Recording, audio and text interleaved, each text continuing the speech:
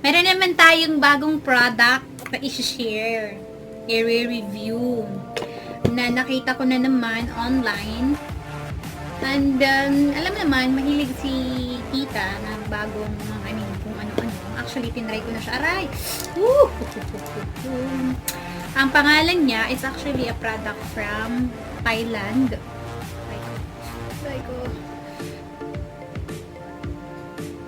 Tapos, it's a good song. Basta, ganyan siya.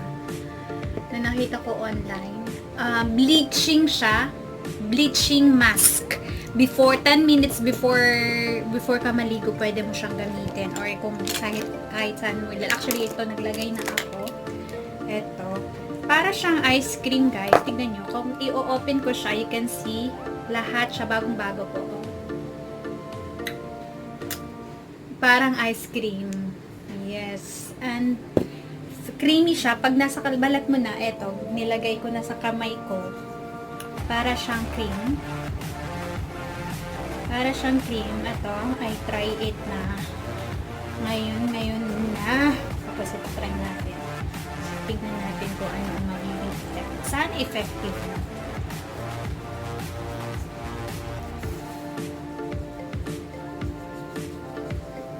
Alam mo yun, maraming mga bleaching na nagsisilitawan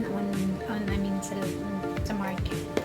Pero konti lang talaga yung effective. Like, marami na akong na-try. Like, yung last day na na-share ko, yung isang bleaching natin from Yuhako, which is very effective, is thumbs up din yun. Pero, nakita ko lang to, out of curiosity, gusto ko siyang i-try. Ayan, nilagyan ko na siya.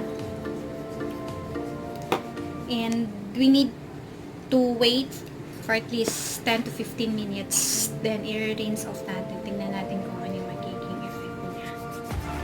So, probably, hindi instant, puputi ka na, no? Kailangan mo syempre tingnan. You have to wait anong improvement niya sa katawan ko. And since I have a lot of products na ginagamit, ito try ko to for this week. Hindi naman siya mabaho at hindi naman siya ganun kabango. Pero alam mo yung you can sense na medyo matapang yung chemical niya, which I like. Kasi gusto ko talaga yung instant na puputi ka, yung mga ganun. Paano ko, no? Sige.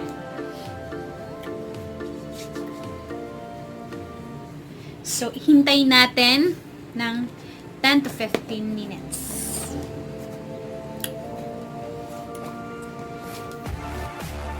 Off, ay, nako, maputi yung kamay ko.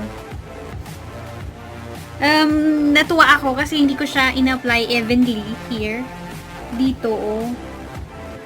And I noticed hindi ko pa alam, pero siguro overreacting ako, pero I can sense na talagang naglighten yung skin ko. The smell is still here. Alam mo yung, parang chemical pa rin siya, but feeling ko after 1 week,